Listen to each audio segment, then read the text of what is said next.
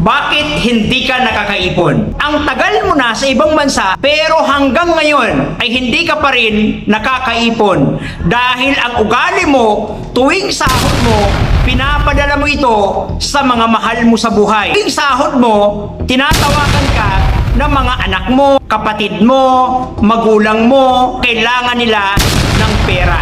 Samantala ikaw, hindi na kumakain, hindi na natutulog para lang makapagtrabaho, para lang makapag-ipon.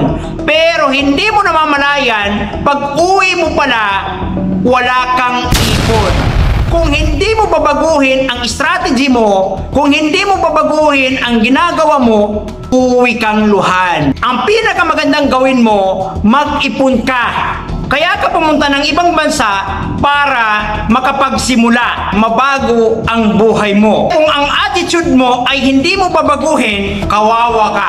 Tapos nung umuwi ka sa Pilipinas at wala kang ipon, magbabalak ka ulit na bumalik sa ibang bansa. Bakit?